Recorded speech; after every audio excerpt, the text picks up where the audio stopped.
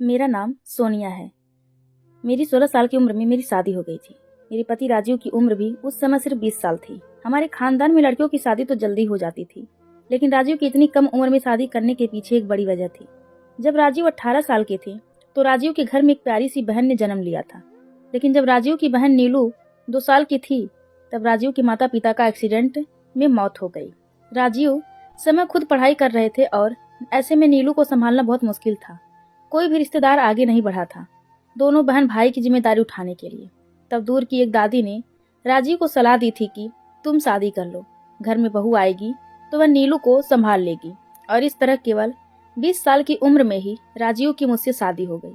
मैं भी उस समय बहुत कम उम्र थी, दुनियादारी की कोई समझ नहीं थी। जब सुहाग की सेज पर बैठी मैं राजीव का इंतजार कर रही थी तो राजीव ने आकर मेरे गोद में छोटी सी नीलू को बिठा दिया था और मुझसे कहा था, वंदना, आज से नीलू तुम्हारी बेटी है, इसे माँ का प्यार देना, मुझे तुमसे और कुछ नहीं चाहिए, बस मेरी बहन नीलू को कोई तकलीफ ना हो। मैंने भी खुले दिल से नीलू को अपना लिया था। मैं उसे बिल्कुल अपने बच्चों की तरह रखती थी। देखते देखते नीलू कब 18 साल की हो गई पता ही नहीं चला। सोनिया, नीलू नहीं आई अभी तक एकेडमी से।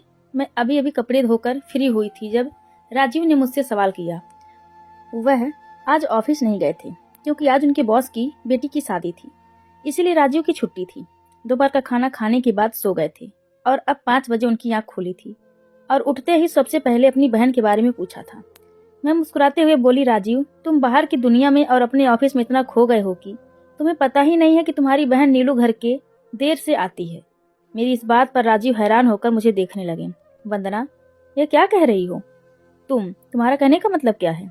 राजीव, मेरे कहने का कोई भी मतलब नहीं है, बस सीधी सी साफ बात है जो मैं आपको बता रही हूँ कि नीलू एकेडमी से लेट घर आती है। उसने मुझे बता रखा है कि उसकी छुट्टी लेट होती है, बस इसीलिए घर लेट पहुंच पाती है। मेरी बात सुनकर राजीव थोड़ा गुस्से में बोले, वंदना, तुमने कभी मुझे इसके बारे में बताया क्यों नहीं? राजीव, इसमें बताने वाली क्या बात है? जब उसकी छुट्टी ही लेट होती है तो लेट घर पहुंचती है, और ऐसा नहीं है कि रात हो जाती है, शाम होते होते घर आ जाती है। तो मैं बेकार में तुम्हें शिकायत करके बच्ची के खिलाफ तुम्हारे कान क्यों भरूं? मुझे राजीव की बात बिल्कुल पसंद नहीं आई थी, इसीलिए मेरी आवाज में थोड़ा गुस्सा आ गया था। मुझे ऐसे मर्द बिल्कुल भी पसंद नहीं थी जो औरतों पर बेकार में अपनी धौंस जमाते हैं और उन पर अपना हुक्म चलाते हैं। मुझे गुस्से में देखकर राजीव थोड़ा नरम पड़े और बोले, वंदना, तुम अच्छी तरह से जानती हो कि जिस बच्ची की तुम बात कर रही हो उस बच्ची की माँ नहीं है। तुम्हें याद है मैंने जब छोटी सी नीलू को तुम्हारी गोद में दिया था तब मैंने कहा था कि इसे अपनी बेटी की तरह पालना। तुम्हें नीलू की माँ का दर्जा दिया था और माएँ अपने बच्चों की गलत हरकतों पर पर्दा नहीं डालती। मैंने प्यार से राजीव को समझाते हुए कहा, राजीव, नीलू अभी बच्ची है, अगर हम उसके साथ जोर जबरदस्ती करेंगे, ज्यादा रोका टोकी करेंगे तो वह जिद्दी हो सकती है और बिगड़ भी सकती है। इसीलिए हमें उस पर बेकार की पाबंदियां नहीं लगानी चाहिए। मैंने नीलू को बिल्कुल अपने बच्चे की तरह पाला है, लेकिन उस पर पूरी नजर रखती हूँ। क्या आपको कभी लगा कि मैं कहीं गलत साबित हो रही हूँ? क्या कभी नीलू ने आपसे शिकायत की मेरे खिलाफ कि मैं उसको तंग करती हूँ, उस पर जुल्म करती हूँ? मेरी बात सुनकर राजीव ने ना में सिर हिला दिया और बोले, नहीं वंदना, मुझे तुम पर पूरा विश्वास है कि तुम एक अच्छी माँ साबित हुई है। अच्छा बाबा, जो मर्जी हो करो अपनी बेटी के साथ, लेकिन मुझे तो भूखा मत मारो। दोपहर को भी बस हल्का फुल्का ही खाया था, भूख लगी है, कुछ खाने को दे दो।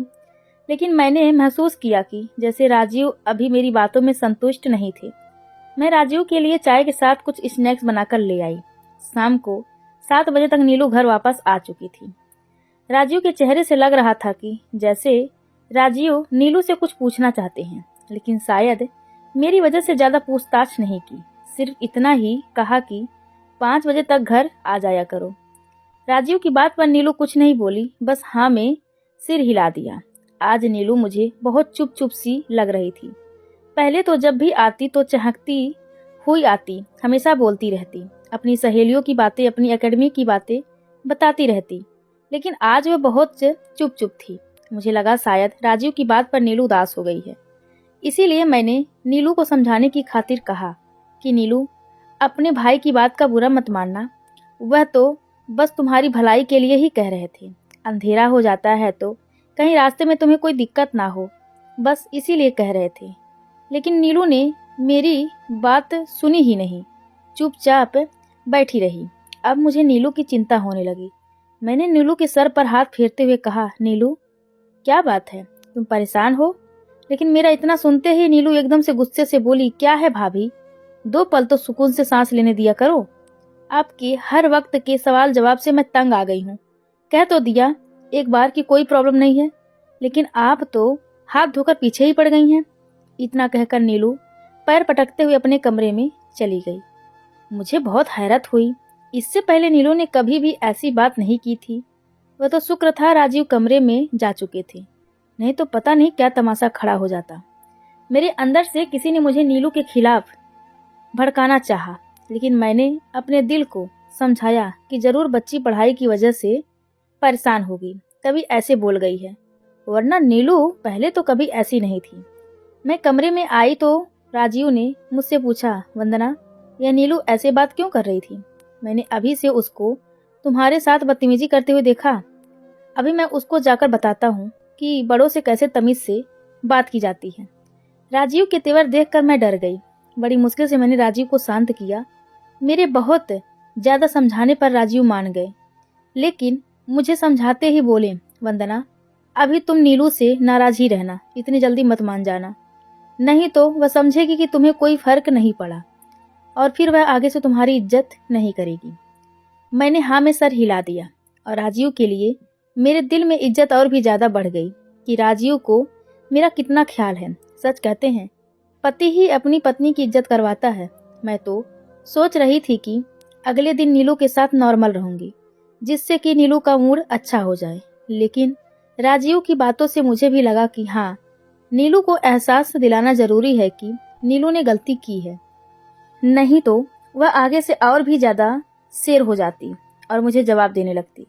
अगले दिन मैं उठी तो नीलू कॉलेज जाने के लिए तैयार हो रही थी। मैंने जल्दी से उसके लिए नाश्ता बनाया और बाहर टेबल पर लाकर रख दिया। वैसे तो हमेशा नीलू मेरे पास किचन में खड़े होकर ही नाश्ता करती थी, लेकिन जब उसने टेबल पर नाश्ता रखा देखा तो बहाने से अपने नाश्ते की प्लेट अंदर किचन में ले आई, यह कहते हुए, भाभी मुझे एक और पराठा चाहिए। मैंने उसकी प्लेट में एक और पराठा रख दिया और वह बड़ी में खड़ी मेरे पास खड़े होकर नाश्ता करने लगी। हालांकि इससे पहले नीलू एक ही पराठा खाया करती थी। मुझसे बात करने के बहाने बोली, भाभी दोपहर में क्या बनाओगी? नीलू की बात का मैंने बस पता नहीं में उत्तर दिया। नीलू की उतरी हुई शक्ल देखकर साफ पता लग रहा था कि उसे इस बात का एहसास है कि उसने मेरे साथ बदतमीजी की है। मैं नीलू को इग्नोर करती हुई अपने कमरे में आ गई। हालांकि मेरा दिल अंदर ही अंदर परेशान हो रहा था नीलू की हालत देखकर, लेकिन नीलू को सबक सिखाना जरूरी था। कॉलेज जाने से पहले नीलू मेरे पास आई तो मैंने कुछ पैसे उसकी तरफ बढ़ा दिए, लेकिन पैसे लेने की बजाय नीलू एकदम से मेरे गले लग गई और आंखों में आंसू भरते हुए बोली, भाभी मुझे माफ कर दो। पता नहीं कल मुझे क्या हो गया था जो मैं आपको इतना कुछ बोल गई। कल मुझे मम्मी की याद भी बहुत आ रही थी और मेरी सबसे अच्छी दोस्त भी मुझसे नाराज थी, इसलिए मेरा मूड खराब था। भाभी मुझे माफ कर दो। यह कहते कहते नीलू हिचकियां सी रोने लगी। उसके रोने से मैं एकदम परेशान हो गई। मैंने नीलू को चुप कराया और उसके माथे को चूमते हुए बोली, नीलू बच्चे परेशान मत हो, मैंने तुम्हें माफ कर दिया है। मैं तुमसे नाराज नहीं थी, बस मुझे दुख हुआ था और मैं तुम्हें एहसास दिलाना चाहती थी कि तुम्हारा रवैया मेरे साथ गलत था। मेरी बातों से वो खुश हो गई और संतुष्ट होकर कॉलेज चली गई और नीलू को खुश देखकर मैं भी खुश हो गई। नीलू के साथ इतना सख्त रवैया अपनाते हुए मुझे बहुत बुरा लग रहा था। नीलू को मैंने बिल्कुल अपनी बेटी की तरह पाला था। भगवान ने मेरी किस्मत में औलाद की खुशी नहीं लिखी थी, लेकिन औलाद की कमी मैंने नीलू से पूरी की। मेरे सारे लाड प्यार का केंद्र बस नीलू ही थी। कुछ दिनों से मैं नोट कर रही थी कि नीलू सुबह कॉलेज जाने के बाद दोपहर को घर नहीं आती थी, वहीं से एकेडमी चली जाया करती थी। मैंने उससे पूछा तो कहने लगी, भाभी एग्जाम आने वाले हैं, सिलेबस बहुत ज़्यादा है और मुझे अपनी कॉलेज में टॉप करना है, इसलिए ज़्यादा से ज़्यादा पढ़ाई करती हूँ। और 7 बजते बजते नीलू एकेडमी से घर वापस आ जाया करती थी, लेकिन मैंने महसूस किया था जब भी नीलू एकेडमी से शाम को वापस आती है तो बहुत ज्यादा थकी थकी सी होती थी। फिर मैंने अपने आप को तसल्ली दी कि दो दो जगह जाकर पढ़ाई करती है, थक जाती होगी बेचारी। आज राजीव की मौसेरी बहन हमारे घर आई थी। मेरे घर कोई भी मेहमान आता है, मैं दिल खोल कर उनका स्वागत करती थी, लेकिन कोई भी मेहमान आता था वह मेरा दिल तोड़े बिना नहीं जाता था। जाते हुए वो लोग मुझे एहसास करा ही जाते थे कि मैं बांझ हूँ। और आज तो हद हो गई जब मीना दीदी ने कहा कि राजीव भैया आपको दूसरी शादी कर लेनी चाहिए, क्योंकि मुझे लगता है अब भाभी माँ नहीं बनेंगी। अगर भगवान ने उन्हें औलाद की खुशी देनी ही होती तो ना जाने कब का दे दी होती। आप भी तो इंसान हैं, आपका भी तो मन करता होगा अपने बच्चे को अपनी गोद में खिलाने का। मीना दीदी की बात सुनकर मेरा दिल टूट गया था। मैंने नम आंखों से राजीव की तरफ देखा। राजीव ने मुझे आंखों ही आंखों में तसल्ली दी और मीना से कहा, मीना, दूसरी शादी के बारे में ना तो सोचा है और ना ही सोचूंगा। मैं सिर्फ बच्चे के लिए वंदना की इतनी सालों की वफा और सेवा को भुला नहीं सकता। राजीव की बात सुनकर ढेर सारा प्यार उमड़ आया था राजीव पर। राजीव बहुत ही अच्छे पति साबित हुए थे। मेरा बहुत ख्याल रखते थे, मेरी खुशी का ध्यान भी बहुत ही ज्यादा रखते थे। आज तक शायद ही कोई दिन ऐसा आया हो जब अपनी आंखों में आए आंसू साफ किए, लेकिन तभी मेरी नजर थोड़ी दूर बैठी नीलू पर पड़ गई। अपनी पढ़ाई छोड़कर हमारी बातों में दिलचस्पी ले रही थी। उसके चेहरे के एक्सप्रेशन भी बिगड़े हुए थे, जैसे अंदर ही गुस्से से कांप रही हो। पता नहीं क्यों मेरे दिल में यह ख्याल आया कि लगता है नीलू को अपने भाई की बात पसंद नहीं आई। लेकिन मैं नीलू के खिलाफ अपने दिल में कोई बुरे ख्याल नहीं लाना चाहती थी, इसीलिए मैंने अपने इस ख्याल को दिल से निकाल दिया। मीना दीदी मुंह फुलाए बिना खाना खाए जा चुकी थी, लेकिन ना चाहते हुए भी मेरा ध्यान बार बार नीलू की तरफ जा रहा था। अपनी किताबों को गुस्से से सेट करते हुए और पैर पटकते हुए अपने कमरे में चली गई। रात को जब प्यास से मेरी आंख खुली तो मैं पानी लेने किचन में आई, लेकिन नीलू के कमरे की लाइट जल रही थी। मुझे बहुत ज्यादा हैरत हुई, रात की 1 बजे तक नीलू क्यों जाग रही थी। सुबह उसे कॉलेज की चिंता होने लगी थी, जाना तो होता था मुझे नीलू की। मैंने जल्दी से आगे बढ़कर नीलू के कमरे का दरवाजा खटखटा दिया, लेकिन 2-3 मिनट गुजरने के बाद भी नीलू ने दरवाजा नहीं खोला। और जब बहुत देर बाद दरवाजा खोला तो मैं उसकी हालत देखकर दंग रह गई। उसके बाल बिखरे हुए थे और आंखें लाल अंगारा हो रही थी। मैंने एकदम आगे बढ़कर नीलू को गले लगा लिया। नीलू बच्चे, क्या बात है, तुम्हारी आंखें क्यों लाल हैं? इतनी देर रात तक जागोगी तो यही हाल होगा। हमें नहीं चाहिए ऐसे अच्छे नंबर जो तुम्हारी सेहत खराब करें।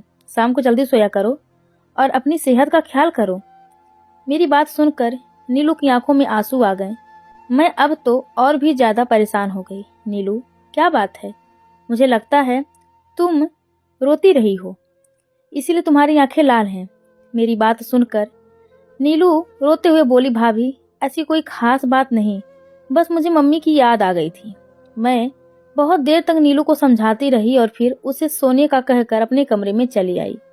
मेरे दिल में वहम पैदा हो गया था। पता नहीं आजकल नीलू को अपनी माँ की याद बार बार क्यों आने लगी। पूरी रात मैं सो ना सकी। बार बार दिल में वहम से होते कि कहीं कुछ गड़बड़ ना हो जाए, कहीं नीलू के साथ कुछ गलत ना हो जाए। अगर नीलू के साथ कुछ गलत हो गया तो मैं राजीव को क्या जवाब दूंगी? राजीव का तो विश्वास ही टूट जाएगा। कितना विश्वास है राजीव को मुझ पर। क्या कहूंगी राजीव से जब राजीव मुझसे पूछेंगे कि तुमने माँ बनकर मेरी बहन की यह कैसी परवरिश की है? मेरे दिमाग में एक भी ऐसा जवाब नहीं आ रहा था कि मैं राजीव को संतुष्ट कर पाती। मैंने बीच बीच में उठकर नीलू के कमरे की तरफ देखा, लेकिन उसके कमरे की हर बार लाइट जलती हुई मिलती। मैं ऐसे ही परेशानी में करवटें बदल रही थी कि तभी घड़ी ने 5 बजे का अलार्म बजाया। मैं उठकर बाहर आई, लेकिन मैंने देखा कि ठीक उसी समय नीलू के कमरे की लाइट बंद हुई थी। मैं तो सोच रही थी कि सुबह हो गई है, नीलू बाहर आएगी और भगवान की आरती करेगी, क्योंकि आज तक का यह नियम था कि नीलू रोज सुबह उठकर भगवान की आरती करती थी। लेकिन अब मैं कुछ दिनों से देख रही थी कि उसने अपना यह नियम तोड़ दिया था। लेकिन मुझे लगा कि यह नीलू का पर्सनल मामला है, इसलिए मैं उसके इस मामले में ज़्यादा दखल नहीं देती थी।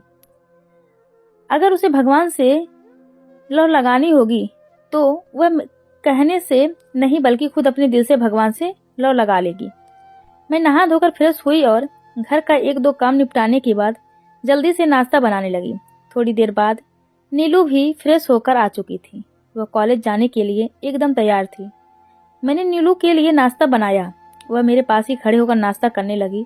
जब मैंने नीलू से कहा, नीलू आज एकेडमी से छुट्टी कर लेना और घर जल्दी आ जाना, कुछ जरूरी काम है। नीलू बोली, ऐसा क्या जरूरी काम है जो मुझे एकेडमी से छुट्टी करनी पड़ेगी? मैंने उसे बताया कि तुम्हारे लिए कुछ शॉपिंग करनी है। मैं सोच रही हूँ कि तुम्हें कुछ नई ड्रेस दिलवा दूँ। काफी दिन हो गए तुम्हारे लिए शॉपिंग नहीं की है। मेरी बात सुनकर नीलू मुस्कुरा दी। कहने लगी, भाभी इतनी सी बात के लिए मैं एकेडमी से छुट्टी क्यों करूं? आपको जो भी कपड़े पसंद आए वह मेरे लिए ले आना। खुशी खुशी मैं वह कपड़े पहन लूंगी। मेरी पसंद नापसंद का कोई सवाल ही नहीं उठता। बस मैं छुट्टी नहीं करूंगी। मेरा एकेडमी जाना बहुत जरूरी है। नीलू की बात सुनकर मैं दंग रह गई। यह पहली बार हुआ था कि शॉपिंग के नाम से नीलू को खुशी नहीं हुई थी, तो शॉपिंग के नाम से ही नीलू खुशी से खिल उठती थी। फिर चाहे एकेडमी हो, कॉलेज हो या छुट्टी कर सकती थी, लेकिन आज पता नहीं क्यों छुट्टी करने के लिए बिल्कुल भी राजी नहीं हुई। मेरे दिल में अंधेरे से सर उठाने लगे। नीलू के जाने के कुछ देर बाद ही मैं फौरन एकेडमी जा पहुंची, लेकिन जब मैं वहां पहुंची तो पता लगा कि एकेडमी में छुट्टी है, क्योंकि टीचर की खुद की शादी थी। इसीलिए पूरे हफ्ते कोई बच्चा वहां नहीं जा रहा था। अब मेरी हालत बिगड़ने लगी, क्योंकि किसी और की बेटी बहुत बड़ी जिम्मेदारी होती है। राजीव अपनी बहन के बारे में मुझसे पूछता तो किया, जवाब देती कि ये सब क्या हो रहा है। मैं दोपहर का खाना अकेले खाती थी, लेकिन आज सच जानने के बाद मेरे पेट में पानी का एक घूंट भी नहीं आया। शाम को जब नीलू अपने समय से पहले लौटी, तब तक मैं गुस्से से जलती रही थी। नीलू के आते ही मैं उसका हाथ पकड़कर कमरे में ले गई और उससे पूछा, कहाँ गई थी तुम? और नीलू ने वही जवाब दिया, एकेडमी गई थी। और कहाँ गई थी? कौन सी एकेडमी? एकेडमी की छुट्टियां लगी हुई हैं। बताओ, तुमने मुझसे झूठ क्यों बोला? तुम मुझसे क्या छुपा रही हो? पता है आज मैं कितना परेशान हूँ। अन्नू का एक दाना भी मेरे पेट में नहीं गया है। मेरी बात सुनकर मुस्कुरा दी। भाभी, बस इतनी सी बात के लिए आप इतना परेशान हो गई थी? आपने खाना भी नहीं खाया? नीलू, यह तुम्हें इतनी सी बात लग रही है? यहाँ मेरे प्राण निकले जा रहे हैं। बताओ बताओ नीलू, यह सब क्या है? ओह भाभी, आप तो बात को खींचने लगती हैं। जैसा आप समझ रही हैं वैसा कुछ भी नहीं है। बात दरअसल यह है कि जैसे ही एकेडमी की छुट्टियां लगी तो मेरे दोस्त है ना एनी, वह मुझे अपने साथ अपने घर ले जाती है। कहने लगी, जब तक अब एकेडमी नहीं खुल जाती हम दोनों साथ में पढ़ाई कर लिया करेंगे। बस मैंने उसकी बात मान ली। आपको बताना जरूरी नहीं समझी, क्योंकि मुझे पता था आप मना तो करेंगी नहीं। और फिर पढ़ाई तो करनी है, एकेडमी में करूं या फिर दोस्त के घर जाकर करूं? फिर नीलू मुझसे इधर उधर की बातें करने लगी। थोड़ी देर में मेरा भी मूड ठीक हो गया। फिर अगले दिन उसने कॉलेज से खास मेरे लिए छुट्टी की थी। मैंने कहा, चलो तुम्हें नए कपड़े दिलवा दूं, तो नीलू ने नए कपड़े लेने से मना कर दिया। कहने लगी, भाभी मुझे नए कपड़े नहीं चाहिए, लेकिन हाँ भाभी, मुझे आपका वो लेमन कलर वाला सूट बहुत पसंद है, वह आप मुझे दे दें। और भाभी, मुझे कपड़े लेने की कोई ज़रूरत नहीं है, आप अपने पुराने कपड़े मुझे दे सकती हैं। आपके कपड़े पहनकर मुझे खुशी होगी। नीलू की बात ने मुझे हैरान कर दिया। नीलू, ये तुम कैसी बातें कर रही हो? भला मैं तुम्हें अपनी उतरन कैसे दे सकती हूँ? क्या भाभी, माँ के कपड़े बेटी के लिए उतरन कैसे हो सकते हैं?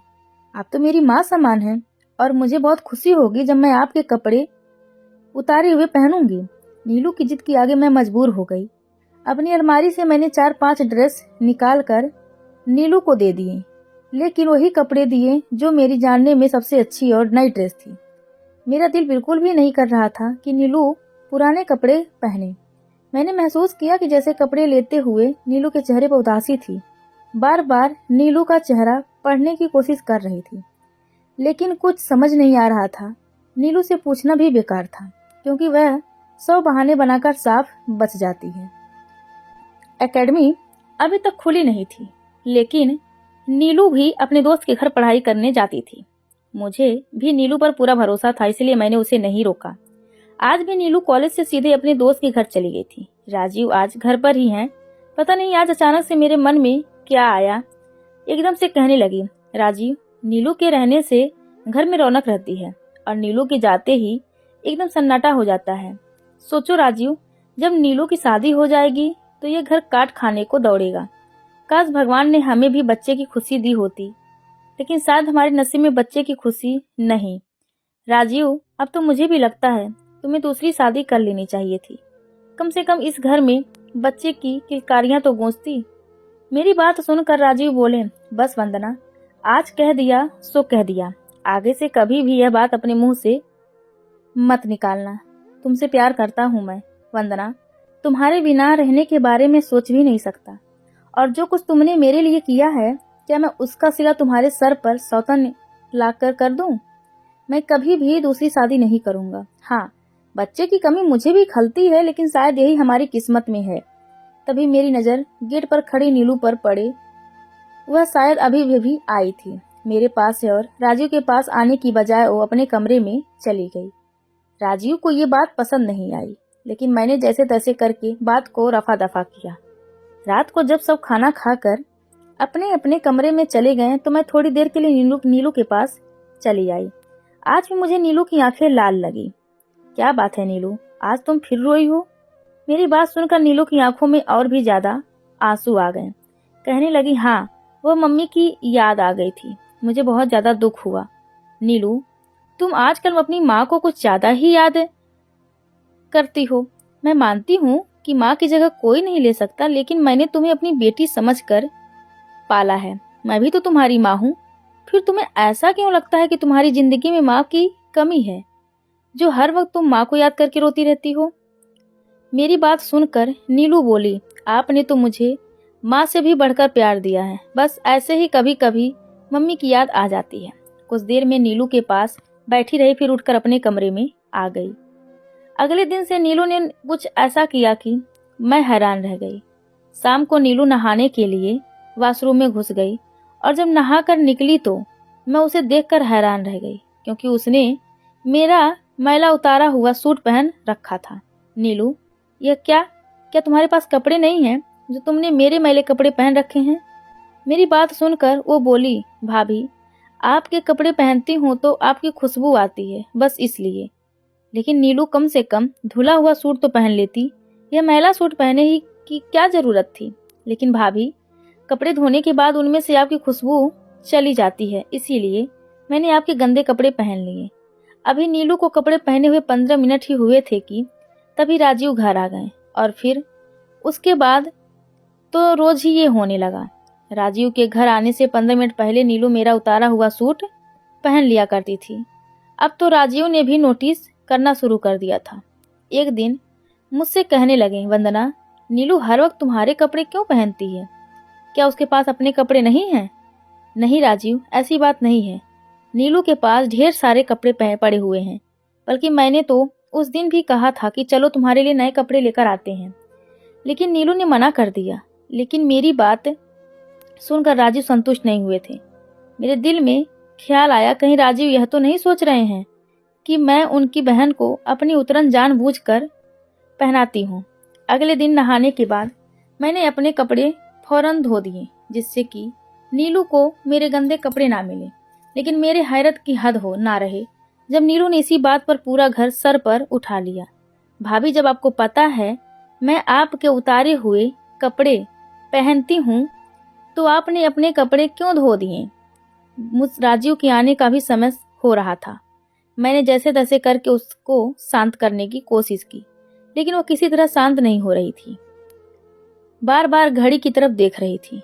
नीलू बोली, भाभी, आप अभी दूसरे कपड़े पहन लें और यह उतरे हुए कपड़े मुझे दे दें।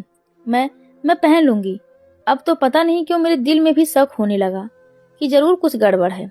राजीव के आने का समय हो चुका था और मैं घर में कोई अशांति नहीं चाहती थी, इसीलिए मैंने दूसरे कपड़े पहने और अपने पहने हुए कपड़े नीलू को दे दिए। नीलू ने खुशी खुशी वो कपड़े पहन लिए। मैंने सोच लिया था कि मैं सच्चाई जानकर रहूंगी। अगले दिन संडे था। घर का कुछ सामान लेने के लिए राजीव पास की दुकान पर गए हुए थे। नीलू भी साथ चली गई। मेरे पास यही मौका था। मैं नीलू के कमरे में आ गई। बेड पर वही रात वाला सूट पड़ा हुआ था जो कल रात नीलू ने पहना था। मैं नीलू के कमरे की तलाशी लेने लगी। जैसे ही बेड से तकिए हटाए तो मुझे बहुत ही अजीब सी गंदी सी बदबू आई। मैंने गौर किया तो वह मेरे कपड़ों से आ रही थी। मैंने जल्दी से कपड़ों को उलट पलट कर देखा तो मेरे सिर पर आसमान गिर पड़ा। मेरे कपड़ों में खून लगा हुआ था और कपड़ों से इतनी गंदी बदबू आ रही थी कि उन्हें छुआ भी नहीं जा रहा था। मैंने जल्दी से कपड़े दूर फेंक दिए। यह तभी दरवाजा खोलकर नीलू आ गई और मुझे अपने कमरे में देखकर एकदम से हड़बड़ा गई। भाभी आप? नीलू, क्या है ये सब? आज मुझे सब सच बताओ। तुमने मुझे सच सच नहीं बताया तो हो सकता है मैं हम दोनों के बीच बने इस माँ बेटी के रिश्तों को खत्म कर दूं। मेरी बात सुनकर नीलू बहुत ज्यादा डर गई। रोते हुए मेरे पैरों में बैठ गई और बोली, नहीं भाभी, अगर आपने ऐसा किया तो मैं मर जाऊंगी। मैंने नीलू को कंधों से पकड़कर उठाया। तो फिर बताओ मुझे यह सब क्या है? तुम रोज मेरे उतारे हुए कपड़े क्यों पहनती हो और मेरे कपड़ों में खून क्यों लगा है? नीलू अपनी आंखें साफ करती हुई बोली, मुझसे आपका दुख नहीं देखा जाता। जब जब भी लोग आपको बांझपन का ताना देते हैं तो मेरा दिल खून के आंसू रोता है। जब आपकी सूनी गोद देखती हूँ तो समझ नहीं आता कि ऐसा क्या करूं कि आपकी गोद हरी हो जाए।